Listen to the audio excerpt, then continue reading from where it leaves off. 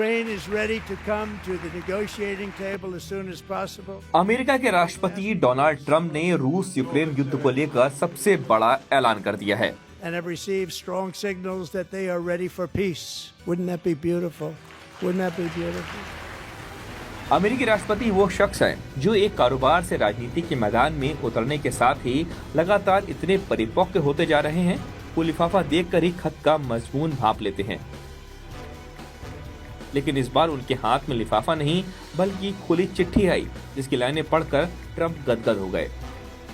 दरअसल Donald Trump ने America के राष्ट्रपति के रूप में दूसरी बार पद संभालने के बाद पहली बार संसद के संयुक्त सत्र को संबोधित किया। America is back.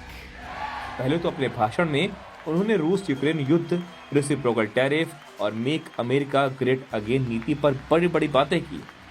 The American dream is unstoppable and our country is on the verge of a comeback. लेकिन फिर इस दौरान क्लाइमैक्स तब आया जब उन्होंने यूक्रेन के राष्ट्रपति ज़ेलेंस्की की चिट्ठी का जिक्र किया। ट्रंप ने यह दावा किया कि ज़ेलेंस्की अब शांति वार्ता के लिए तैयार हैं। ट्रंप के मुताबिक उन्हें ज़ेलेंस्की की ओर से एक पत्र मिला है जिसमें युद्ध को समाप्त करने और शांति वार्ता के लिए सहमति जताई गई है। ट्रंप ने कहा है कि रूस और यूक्रेन के बीच जारी युद्ध अब समाप्त होना चाहिए क्योंकि इसमें बड़ी संख्या में निर्दोष लोगों की जान जा चुकी है। Ukraine is ready to come to the negotiating table as soon as possible to bring lasting peace closer. Nobody wants peace more than the Ukrainians, he said. आपको याद होगा कि कुछ दिन पहले किस तरह से ओवल ऑफिस में ट्रंप, जेडी वांस और ज़ेलेंस्की के बीच तीखी बहस हुई थी। करीब एक हफ्ते पहले हुई इस बातचीत के दौरान ट्रंप ने ज़ेलेंस्की को कड़े शब्दों में फटकार लगाई थी, यहाँ तक कि उन्हें मूर्ख राष्ट्रपति तक कह दिया था।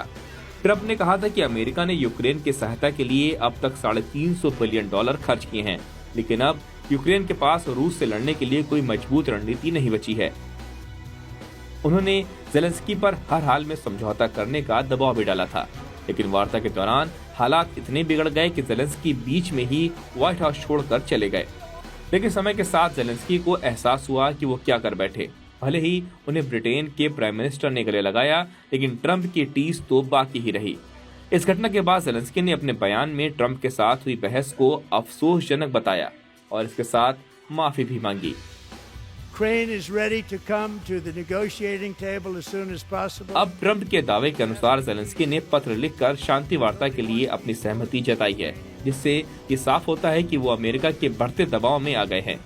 तो ये भी साफ है कि रूस और यूक्रेन के जंग की हैप्पी एंडिंग हो सकती है। And I also have a very good relationship, as you know, with President Putin. And I think if we win, I think we're going to get it resolved very quickly.